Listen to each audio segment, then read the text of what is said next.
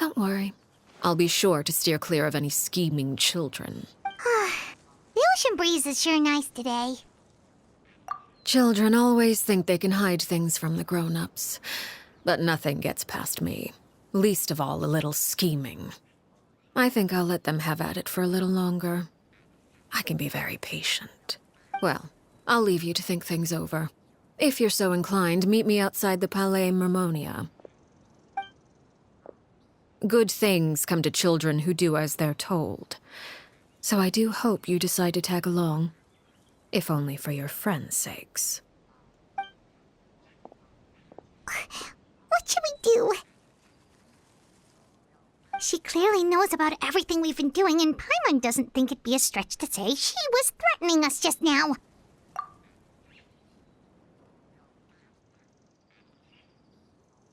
Oh, good idea. Hopefully he sees it in time. Well, we should probably head to the Palais Mermonia. Paimon doesn't want to find out what happens if we don't show up. Based on what the knave was saying just now, it sure didn't seem like it'd be anything good. Okay, then we probably shouldn't keep her waiting. It seems like Linny and the others are on thin ice, so let's do our best to not get them in any more trouble.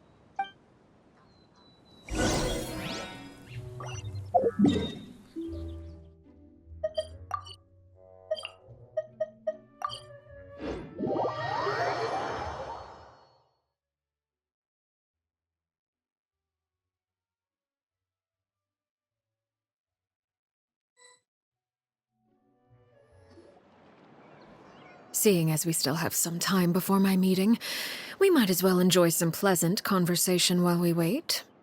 I'm glad to see you get along with my children. Being surrounded by good companions is necessary for a child's development. You're not planning on doing anything to them, are you? I assume you're referring to Linny, Lynette, and Fremine, although there's that situation with Filial and Nentoy as well.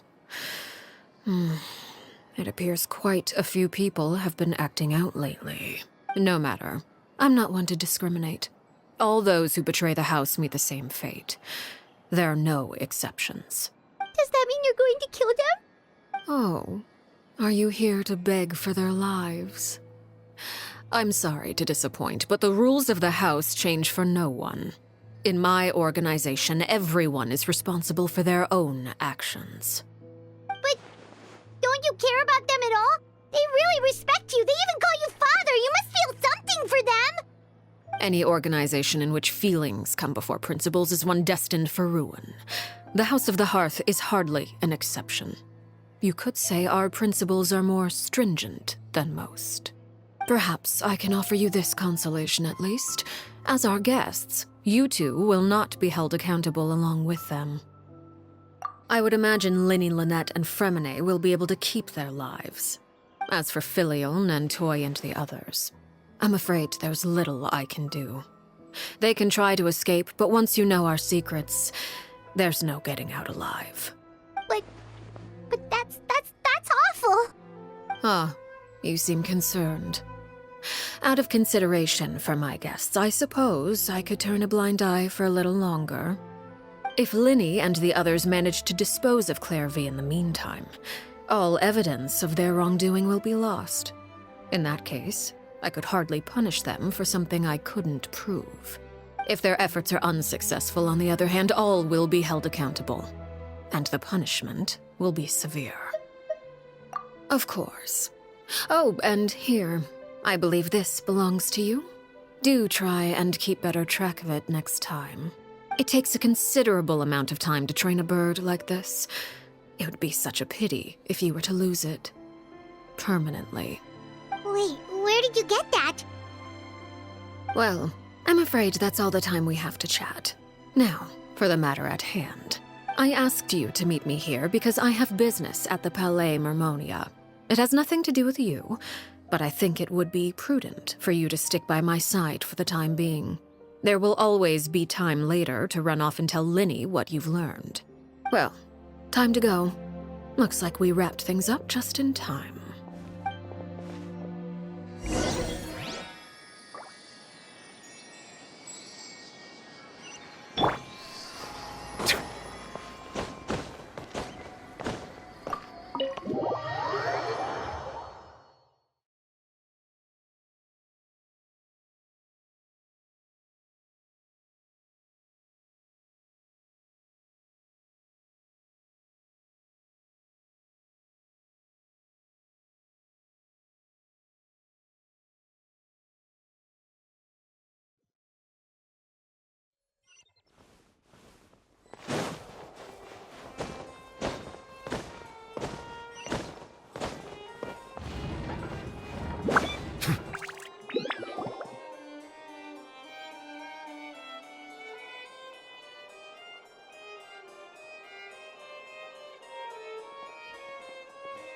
It's been a while, Monsieur Neuvillette.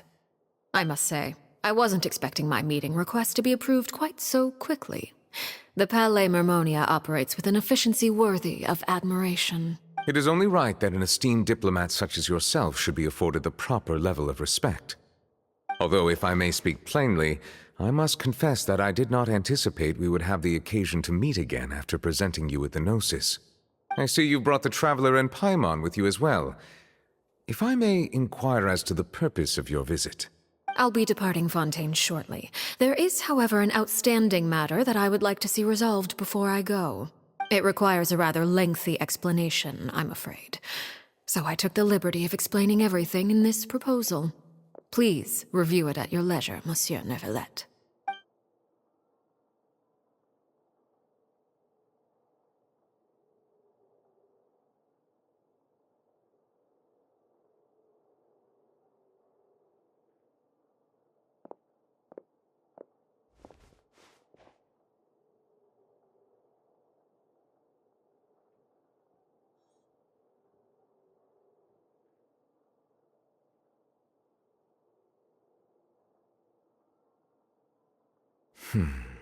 I understand your request.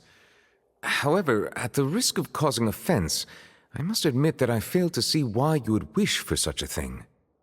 I heard you have a certain fondness for water tasting, Monsieur Neuvillette, so allow me to use water as an analogy. A family is like a large body of water with countless rivers flowing in and out. As someone who watches over this system, I would hope that each river that flows from the source will eventually reach the ocean. Of course, objectively speaking, I know this is impossible. Most of the rivers will dry up along the way, disappearing into the ground and leaving nothing but a barren riverbed behind. Not all rivers are destined to reach the ocean, but I would not see their existence rendered meaningless. I believe the water that flows within them is simply meant for a different destination, like a field in need of irrigation. Or perhaps the glass of a certain water-tasting enthusiast. Did you get any of that, Traveler? Your words paint an optimistic picture indeed.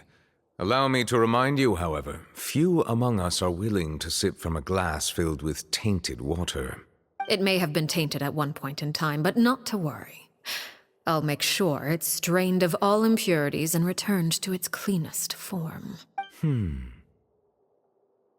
I seem to recall there being a transactional aspect to your proposal. Perhaps you could expound on that? If you accept my proposal, Monsieur Neuvillette, I will gradually withdraw my forces from Fontaine. And, unless absolutely necessary, I will no longer carry out any special missions within Fontaine. I presume I can take your words to mean that, in the future, cases similar to the Tartuffe assassination will cease to cross my desk? Tartuffe? Ah, that thief who embezzled funds from all those charities, you mean? My deepest condolences to his family, but without any evidence, I cannot imagine how the House of the Hearth might have been involved in his passing. Of course, if you accept my proposal, Monsieur Neuvillette, I'm sure certain measures could be taken to reduce the frequency of such troubles. You choose your words carefully indeed. In that case, I am inclined to accept your proposal. My thanks for your generosity, Monsieur Neuvillette. Well, with that settled, we should be going now. I took the liberty of bringing along 2 bottles of spring water from Snezhnaya for you to enjoy. I do hope I get the chance to hear your impressions. Perhaps at our next meeting, yes? Indeed. I trust you would not overlook your commitment in the meantime. All right, Traveler Paimon. Time to go.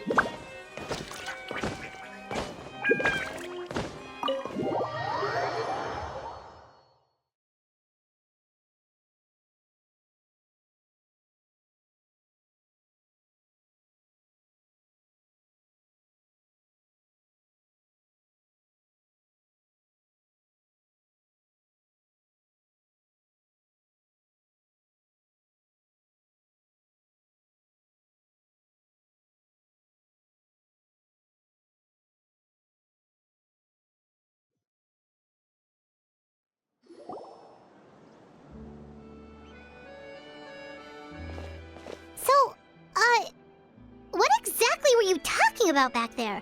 Paimon only heard you mention some rivers, a large body of water, and then some kind of irrigation scheme. You really want to know? I would imagine there might be more pressing concerns at the moment. Winnie, Paimon really hopes everything's going okay.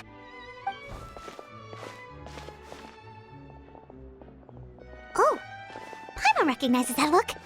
You've got your thinking cap on, don't you, Traveler?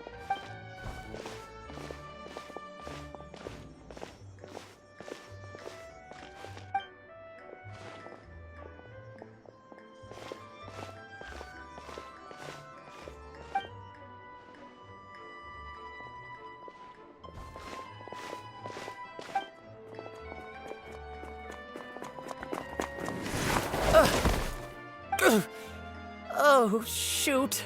Are you alright? Oh, jeez, I'm so sorry. I was so focused on selling these papers, I wasn't looking where I was going. Well, let me make it up to you at least. Here, take this paper. On the house. Oh, you don't have to give us any. Please, I want to. It's not like I'm short on supply. All the extras will be useless come tomorrow anyway. It's my fault, really.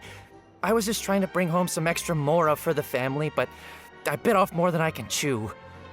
I haven't had many takers today, so I'm still swimming in papers. What's going on here? Nothing much. I just ran into your friend here on accident. I should probably get going, actually, so... Hold on. Of course, I'm happy to compensate you with mora, it's just... I don't have any on me at the moment. I'll take 3 papers.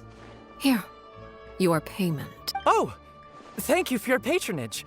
May the Archons bless you with good fortune. If only I had the chance to run into such generous customers every day. I should probably just take on a smaller inventory though, right? I'm getting married soon, so sometimes it's hard to not get ahead of myself.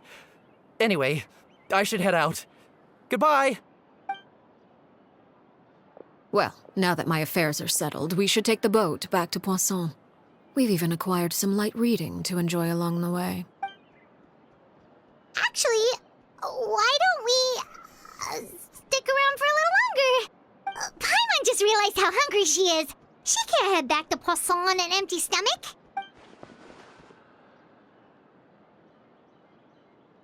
It appears you two are under the impression that delaying our return will somehow alter the situation in your favor. I'm sorry to ruin your fantasy, but your efforts are meaningless. That being said, I could be persuaded to give Linny some extra time. I just have one condition. If you agree to my request, I'll even answer some of your questions. You're quite curious about Claire V, are you not? And my relationship to her. Wait, why are you being so generous all of a sudden? You're not gonna ask us to do something bad, are you? You overestimate yourself. You don't have the talent for bad things. Then what can you possibly... The most important consideration in a negotiation is that both sides receive something they want. Demands and threats only get you so far. Wonderful. Here it is. When the time comes, make the choice that you deem most appropriate in the situation, and lend your help to the House of the Hearth. Okay, sounds normal enough. But what do you mean, when the time comes? When is that supposed to be? That is for you to decide. Then we have a deal. Follow me.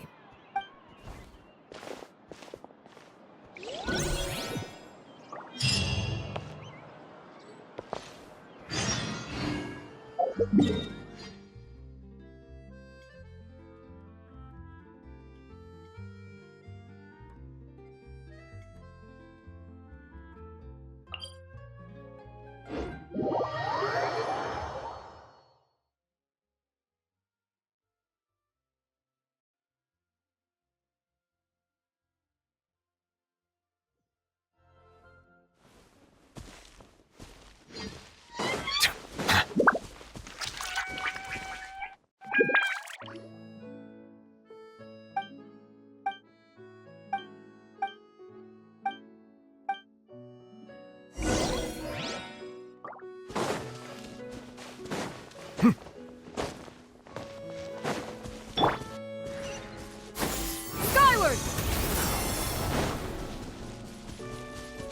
Hit! Yeah! Scatter! Huh! Hit! Yeah! Skyward! Scatter!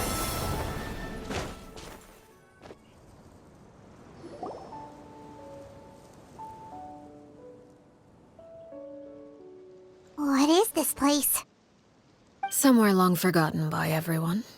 It used to be a grand building. Now it's nothing more than a pile of rubble. No one comes here anymore, nor does anyone care about what once happened here. Although, this place does have something to do with the story I'm about to tell you.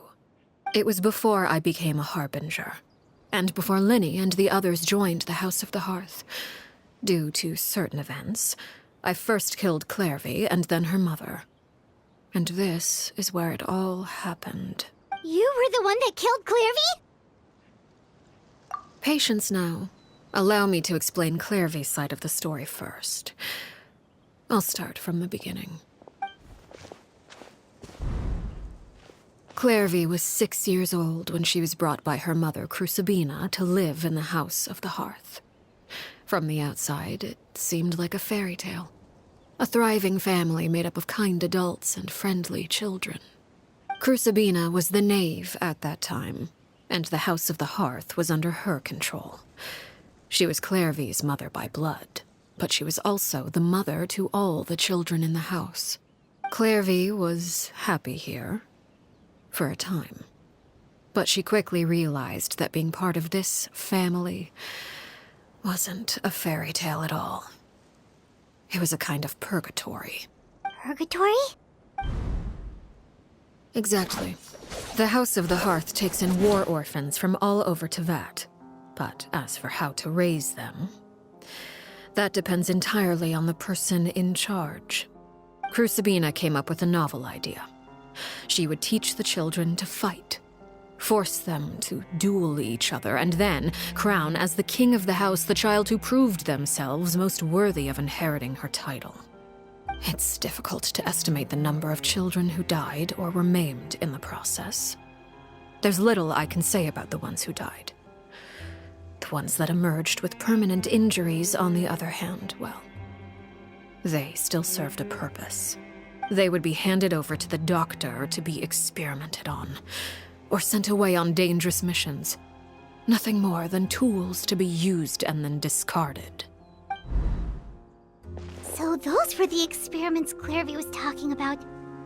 But what actually happened to her? You said that Clairvy was Crucibina's daughter, so if Clairvy tried to convince her to stop what she was doing, Crucibina probably would have listened, right? Despite being Clairvy's mother, Crucibina cared little for her daughter. She forced Clairvy to join the House of the Hearth only as a means to demonstrate her own impartiality as a mother, to prove that she treated all her children equally. Clairvy did try to convince her mother to change her ways, but it was to no avail. After her efforts failed, the only other option was to rise up and try to fight back. Unfortunately, the other children had already been thoroughly indoctrinated into the illusion of happiness Crucibina had created. Of course, there was one exception. Someone Clairvy's age who knew the truth about the House of the Hearth. Her name was Peruere. Wait, the friend that Clairvy mentioned? Friend, huh? I suppose we can call her that for now. Clairvy was a cheerful and passionate person with a tenacious spirit. Peruere, on the other hand, was rather cold-blooded.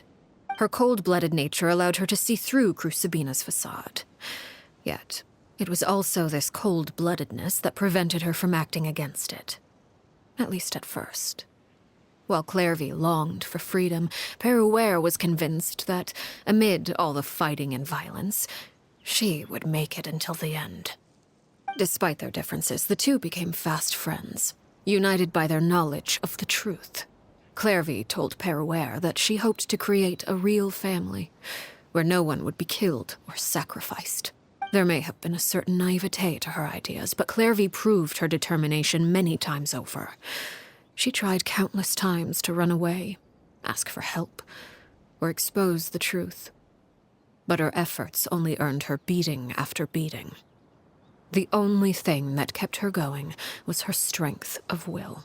Even with her body racked with pain, she would still stand on her tiptoes and open the window at night. She and Peruere would look out at the moon together, a fierce longing for freedom shining in her eyes. But one day that light simply vanished. Oh no.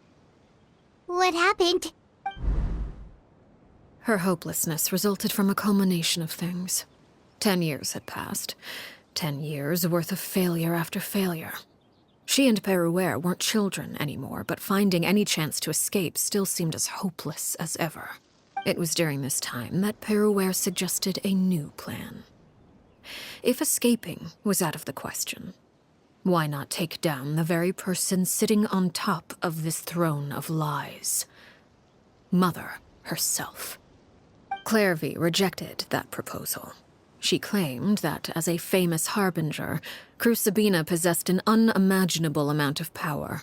Trying to kill her would have an incredibly low chance of success. Clairvy never gave another reason, but Peruere could see it written all over her face.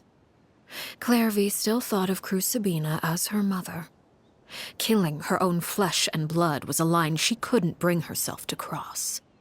If she couldn't escape and fight back, then only one option remained. Precisely. Death was the only way that she felt she could be free. It happened during a duel. When she arrived at the dueling ring that day, her partner turned out to be none other than Peruere, the very person that had stood by her side all those years. It was a fierce battle, but ultimately, Clairvy decided to let Peruere end her life. From that moment on, Peruere's journey was one written in flames. When the rain finally came and washed it all away, there she stood, the sole victor in Mother's endless game of slaughter. A trail of corpses strewn across her path to success. It was the very result she had predicted 10 years prior. Even then, she believed she would make it until the end. She wasn't surprised by the fact that she emerged as Mother's undisputed heir. Rather, her success left her with an inexplicable sense of restlessness. She was unsettled. And there was only one thing that could quell that sensation. Perhaps you two would like to take a guess as to what it was? Crucibina, you mean? But... Correct. This is the place where Peruere killed her best friend. A mere year later, this is also the place where she fought tooth and nail to kill the mother they shared. The moment she acted, any conception of what was right or wrong ceased to matter. It's one of the principles of the house. Only those who survive get to write the rules. Peruere won the battle, and became a harbinger herself. After which Her Majesty, the Tsaritsa, bestowed upon her a new name. Arlecchino. So the Perry Clairvy was talking about... It was you all along. You're Peruere. Arlecchino is just a name you got later. I left that name behind long ago. I must say, hearing it now does bring back memories. After I defeated Crucibina, the moniker of Mother died with her. I chose to forego the title she called herself, and even chose to give up my own name. I rebuilt the House of the Hearth under a new identity. Not only as Arlecchino, but as father. And that is where the story ends. Any more questions? Yeah. Based on what you just told us, Clairvy wasn't a little kid when she was killed. So the Clairvy we met... Was she really a spirit at all? I suppose you could call her an illusion born of flame. Her existence is like ashes to a fire. Something left over in the wake of blaze and ruin. You see, a certain power runs through my veins. It's not unlike a curse. My flames leave behind shadows of anything they consume. Of course, the chances of those shadows morphing into a sentient entity are exceedingly slim. Clairvy is a very special case. Clairvy died when she was 16 years old, but what emerged from the flames was her 6-year-old self. Her appearance wasn't the only thing affected. Most of her memories were lost to the blaze as well. Memory is a mysterious thing indeed. Losing a portion of your memories will alter your sense of self. Lose 10 years' worth, however, and it would be like living in the past. Like returning to a version of yourself that never grew up. No wonder Paimon got such a weird feeling when we were talking to her. Perhaps I should put it this way. Clairvy is someone trapped in time. It may seem like she exists with us in the present, but she truly lives in the confines of her own past. So if all of that is true, then you must have known about Clairvy for a long time. Indeed. She's a rather volatile and unstable entity. Sometimes she would look after the children. She's even saved some of their lives. But other times, she would hide from me and become obsessed with revealing the truth about the house to anyone who will listen. Shadows don't have the capacity to learn or grow. Any new information they encounter is quickly forgotten over time. Your attempts to expose Clairvy to sunlight. They failed, yes. The reason is actually quite simple. In Clairvy's mind, the house is impossible to escape, and it is this very perception that traps her there. But no matter. All I have to do is kill her again, and all will be resolved. I don't anticipate so much as a single speck of ash will be left behind this time. Wait! Paimon can understand why you might want her gone, but isn't there another way? So what if she's trapped in her 6-year-old self? She's still your friend! At least talk to her first! It's too late for that. She broke the rules, and now she must be punished. That goes for Filial and Nantoy as well. She's had quite the effect on them. I hope you understand. The difference between Crucibina and myself lies in our formulation of the rules, not our policy for enforcing them. Upholding the rules without question is a trait we both share, because that is how a household should be run. Is this really what you want to do? Whatever could you mean? Don't you want to say a proper goodbye at least? Whether as a killer or as a father, there are two things that must be avoided at all costs. Anger and sorrow. Anger makes you impulsive. Sorrow causes you to waver. Well, it appears it's about time to proceed. Before we arrived, I told some of my well-behaved children to bring our troublemakers here by nightfall. I do believe I've kept my end of the deal. I give your friends quite a bit more time. As for what happens now, we'll just have to wait and see.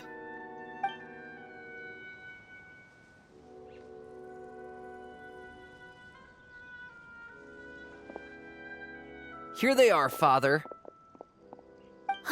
You gonna execute him? Seeing something like that would actually be a first for me. Lenny! I'm sorry. I heard about how you helped buy us more time, but I still failed. I couldn't find a way to fulfill her wish. Huh?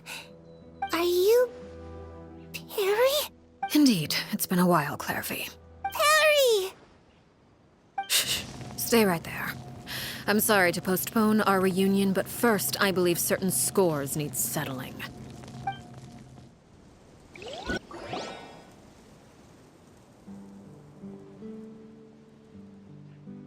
Father, let me explain. Out of my way. Father! You chose to conceal a threat to the house, and for that, you must be punished. Overall, however, I suppose your wrongdoing is hardly the most egregious of the bunch, so I'll deal with your punishments later. As for right now, the more pressing concerns are the traitors among us. By traitors? Do you mean us? Father, let me explain. We didn't mean to. Fultz, why don't you share what you heard? Yes, Father. Secret Midnight Meeting number 3. Participants, Filial, Nantoi, Sato, Toddy. Nantoi clearly said, "If only Father wasn't the one who took us in." Sato added, "I'm sick of this life. I just want to live as a normal person." Filial was the worst of them all. She called us crazies and said a bunch of mean things about Father. I did not! You're lying! Fultz is trying to frame us! It's not like I'm the only one who heard those things.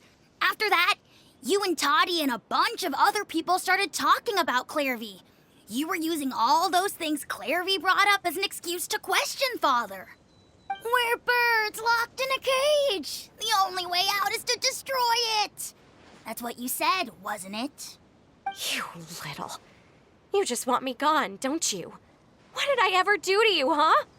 And you, Sheplo, have you forgotten who stood by your sickbed, watched over you, and changed your dressings? Come on, let's hear it then. What's your reason for all this? You're wrong, Filial. We don't want you to die. You're our family. Liar. You wouldn't be doing this if that were the case. So why? Why have you backed us into a corner? We all live in the House of the Hearth. You know the type of work we do, Filial. A single betrayal can cost dozens of us our lives. It's not like it's never happened before.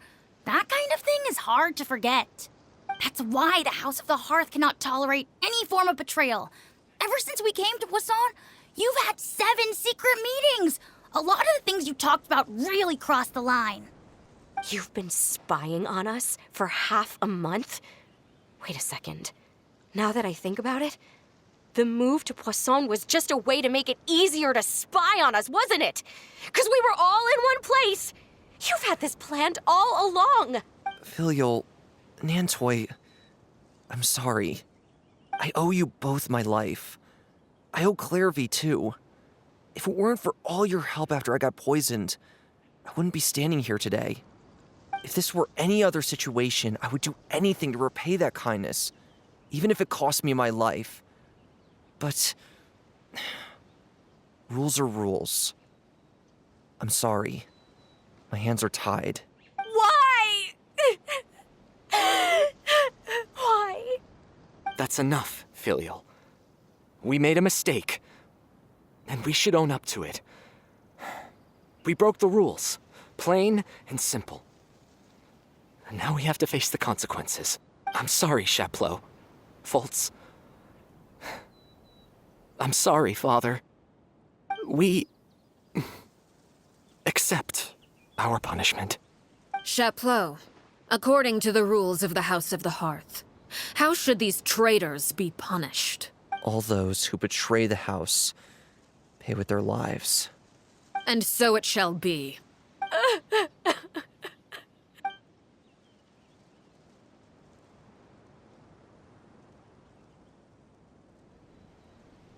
Father, please wait! Something you want to say, Linny? Please reconsider, Father. What Filial and the others did, does it really count as betrayal? We all come from broken families. From the very first day we joined the House of the Hearth, we wanted nothing more than to make it a real home. But the truth is, none of us know what a real home should look like. I'm not saying I have all the answers. All I know is this. Killing Filial and the others may uphold the rules, but doing so will only bring us further away from being a real family than we've ever been. So please, Father, please reconsider. I agree with Linny. Father, please. Linny, you... I also agree with Linny.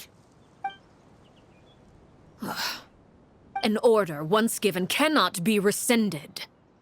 However, given the extent of your determination, I suppose we shall have to go about this a different way. Draw your weapons and face me. Our weapons? Father, are you referring to a duel? Precisely. The rules of the house will not be altered. Traitors must be punished. However, resolving disputes with a duel is also one of our rules, one that also applies to me. Demonstrate a sufficient showing of strength, and I shall offer a concession. Wait. Beat Father in a duel? Impossible. Father is way too strong, even for Lenny.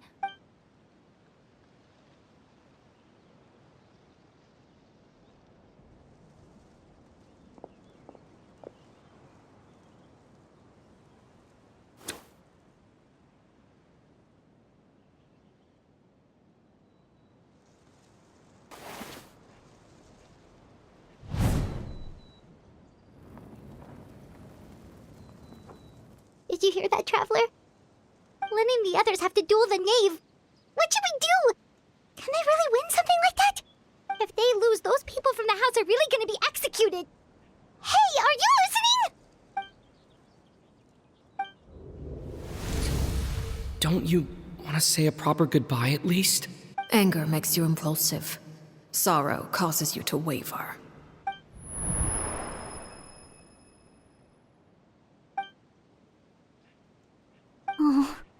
Looking at that expression on her face, she seems really serious about this. Guess that means there's no chance she's throwing the duel on purpose, huh? When guests are around, families are often on their best behavior. And any disputes are less likely to escalate. When the time comes, make the choice that you deem most appropriate in the situation, and lend your help to the House of the Hearth. What's wrong, Traveler? Hey, where are you going? Traveler?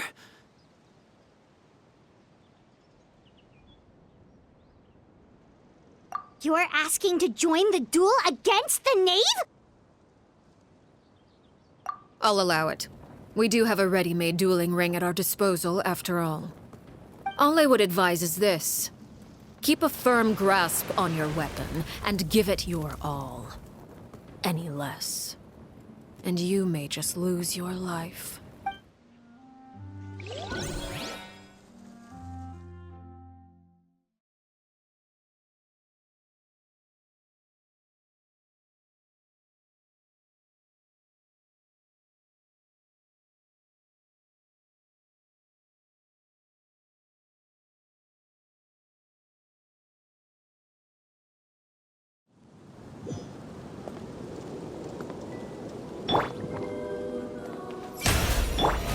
I see everything.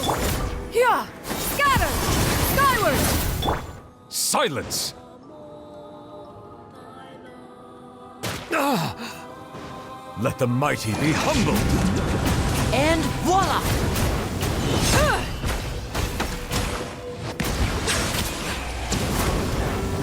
Is it my turn now? Let the world collide! Closer now! Over here! Is it my turn?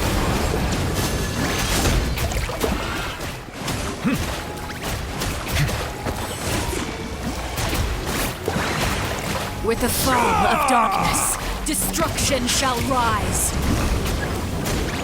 Have a taste of purgatory. Try to pace yourself. The times beckon. With these rising flames. Is it my turn now? Time to shine! Ah, Now's our chance! Bright clouds converge. Is it my turn now?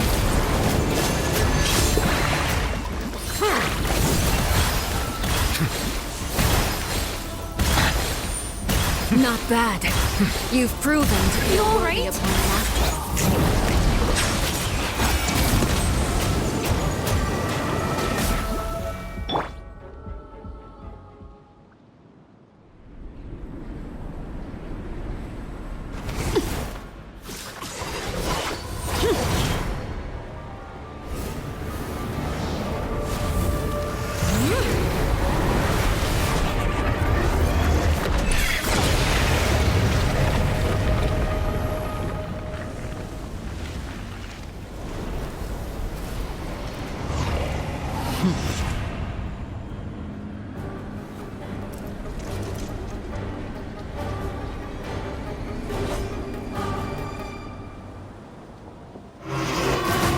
How dare you! This has been sealed away. My blade is all that remains. Make yourself a move! Hey! Skyward! Let my name echo in song! Seize the skies! Settle down!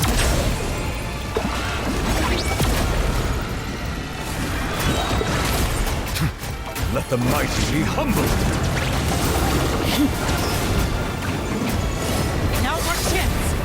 Over here!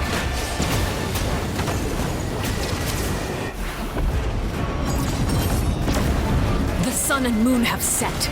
Only ruin remains. You struggle in vain. Yoo-hoo! I see everything! Watch out for Father's movements! Look out! Sometimes only the beginning.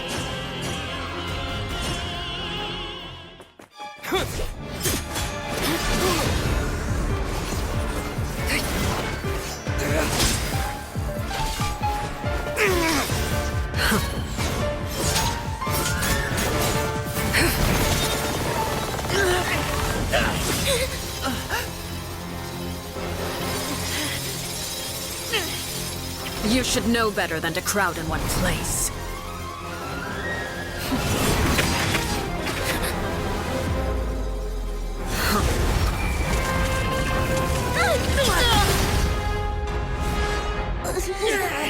Oh, I know. No! I'm sorry, Father!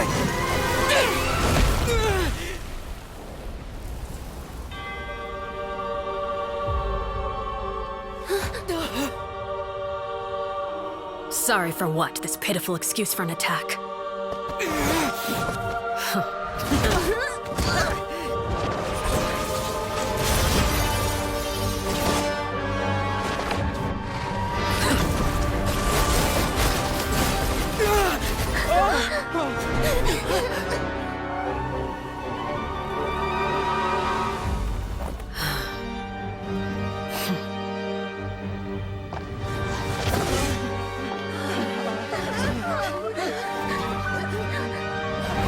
Father, no!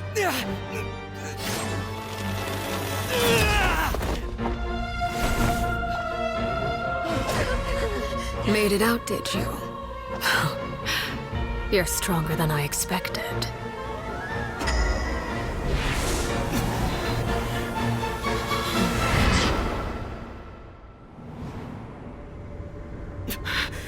A crimson moon? I can't move.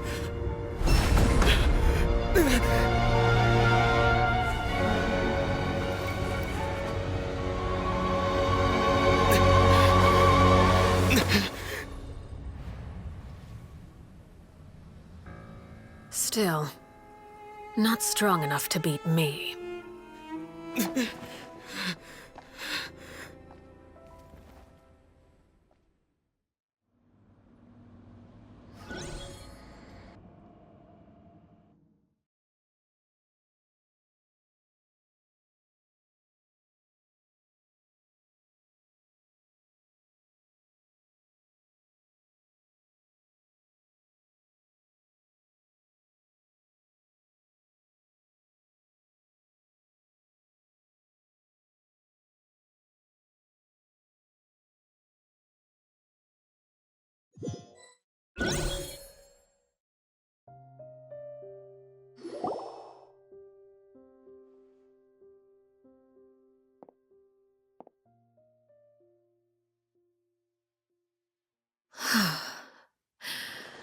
I believe we can end things here. It's not often that we get to enjoy the company of guests, after all. We wouldn't want things to get too out of hand. Brother, are you all right? Lenny! Given that I am the victor of this duel, as agreed, the punishment stands. No! I never thought things would end like this. However, everyone involved in the duel demonstrated a remarkable level of strength and determination. In light of this, I'm prepared to change the method of execution. Elwar, the bottled flames I gave you for safekeeping. Do you still have them? Yes? I wasn't sure what they were for, but I've kept them super safe. I didn't lose a single one. Wonderful. Then, in just a moment, I'll have you administer them. Bottled flames? Indeed. They're the product of a secret experiment. Under certain special circumstances, flames can be extracted from my person and preserved. Once ingested, searing pain will spread across every inch of your body. No harm will come to you physically, but your memories will be burned away, if you can withstand the pain. When you awake, you'll have forgotten everything you know about the House of the Hearth, and will be expelled from the organization. In other words, administering this concoction will kill the version of you that grew up in the house, and give you a new identity.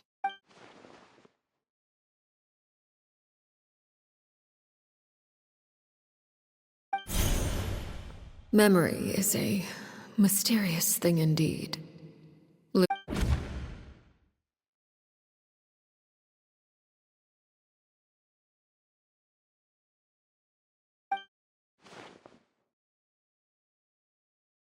So, you're just letting us go, Father? You misunderstand. Memories are extremely important. Once consumed by flame, the version of you standing before me will die, and our secrets will die with you. So no, I don't intend to just let you go, because the person who survives will be nothing but a stranger. Even so, I won't have to live in fear anymore. I'm sorry, Father. I'm sorry I let you down. But I really... Don't cry, Filial. You haven't left the house yet, so there are still rules to be followed, yes? Remember what I taught you. Anger makes you impulsive, sorrow causes you to waver. Don't let yourself be controlled by your emotions. Of course. I'll remember. Dry your tears, and go pursue the life you really want. Yes, Father. Chaplot, Foltz, Elwar, take them back to Poisson. And bring Linny and the others as well. I prepared 3 extra vials of bottled flames. As for whether to take them, the choice is yours. Goodbye, children. The next time we meet, I will no longer be your father. Thank you for all you've done for the house. I hope you have bright futures ahead of you.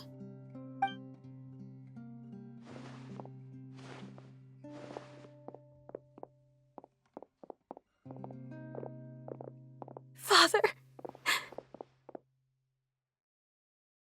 Let's go.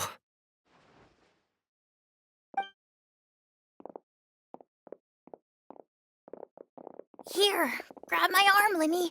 I'll help you walk back. Thank you.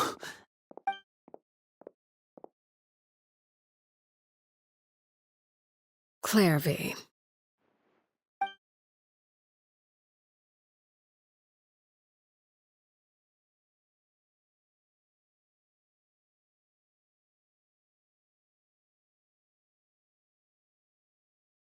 Can we talk now? I've been waiting for a super long time.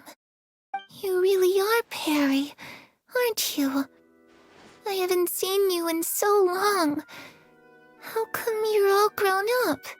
Wait, did I somehow travel to the future on accident? Or am I dreaming? What a long dream. Neither. You died, Clairvy. That's what happened. You could have at least sugarcoated it a little.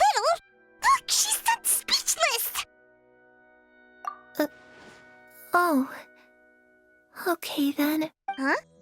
That's it? You accepted it just like that? Yep. If that's what Perry says happened, then I believe her. Perry wouldn't lie to me. Plus, I don't really need to know why I'm like this. I'm more curious about what happens in the future. If you're a harbinger now, Perry, that means Mother is gone, isn't she? Can you tell me about it? I want to know what happened to her. And to me. You never stopped trying to defy fate. At first, no one believed you. You could only vent your frustrations to the moon. In fact, you often sought comfort in the night sky. You wanted to see the aurora, so one night we promised each other we would go to Snezhnaya to see it together. Later on, you tried to run away, but you were brought back each time. Mother spared your life, but it wasn't out of kindness. Instead, she decided to make an example of you by slowly torturing you over time. That way, the other children would know what happens to traitors. Still, you never gave up. Mother hoped that through ruthless duel after ruthless duel, she would be able to crown an ultimate victor among the children she raised. But you called on everyone to unite, to fight to a draw in order to reduce casualties. Your efforts may have only delayed the inevitable, but still. You gave them hope. You tried everything you could think of, but every attempt ended in failure. Still, you never turned your sword on Crucibina, and you never turned it on me. On that gloomy day, you told me, "For the last 16 years of my life, I've done everything I can to fight for freedom. But now, I realize that the only freedom I truly possess is the freedom to choose to die." I never imagined I would say something like that. I must have been feeling really worn down. But somehow, I still think I understand. According to Mother's plan, only one of us was going to make it until the end. And I always hoped that person would be you. If I could do it all over again, I still don't think I would make a different choice. Even when I first met you, I knew you'd be able to do what I couldn't. Is that so? Even now, I'm not sure I truly understand what kind of freedom you were trying to pursue. But as the head of the House of the Hearth and as the children's father, I've tried to give them the most basic of freedoms. The freedom to choose their own fate. It's something I discussed with the Eudex of Fontaine. The children who want to leave the house will have their memories wiped clean of all secrets pertaining to the organization. In return, they will be allowed to live a normal life in Fontaine without being prosecuted for their past. Of course, I won't simply hand freedom to them on a silver platter. They have to fight for it and prove themselves worthy of it. Only freedom that is earned has true value. That's more than enough. That's exactly the kind of life I was fighting for. You know, Perry, I think you're a pretty amazing king, and a really great father, too. I'm really happy that you're the one who took over the house. I guess I do have one regret, though. I still haven't seen the outside world. Well, it just so happens that our dear guests over here have been to many nations and traveled to countless places. Perhaps they would be willing to tell you what the outside world is like. Really? Of course! We've traveled all over the place. We've got so many stories, we could probably talk your ears off for 3 days straight!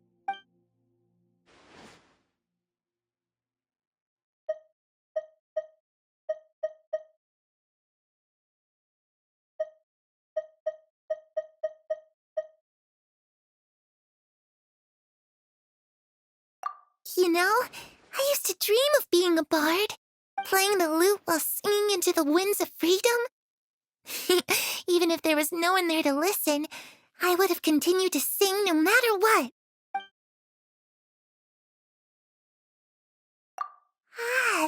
where Mora comes from. I never knew that before. If I had some Mora, I would buy 3 new dresses. One for me, one for Perry, and one for Mother. It's just too bad Perry doesn't like wearing dresses. And Mother, well, she probably wouldn't accept something like that either. I guess I'd just have to keep them all for me then. I could wear a different one every day.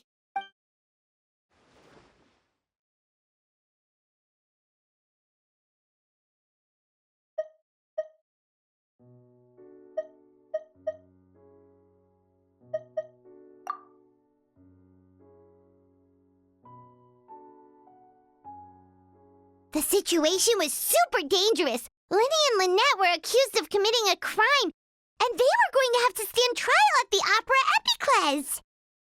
Oh no, that must have been hard for all of you. What happened next? Don't worry, we were able to turn the situation around super quickly. All thanks to Detective Paimon, of course. How'd you do that? Come on, tell me. Okay, so it was like this. After the failed magic show, we rushed to the scene and...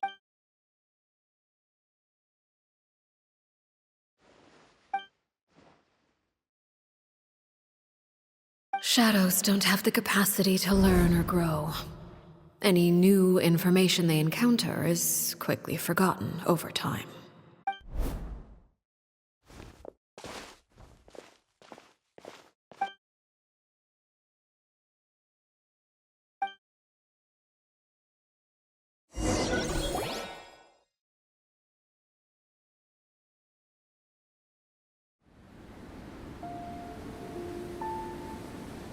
Clairvy, you've worked tirelessly from the shadows to overthrow the House of the Hearth.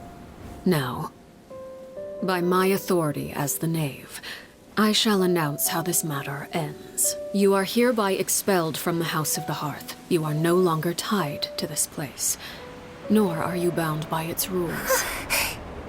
You're saying that I can finally leave? I get to experience the outside world as well? Oh, I almost forgot. There's no getting older for me. Still, seeing who you grew up to be makes me really happy, Parallel. Take care of yourself. Goodbye. May we meet again someday.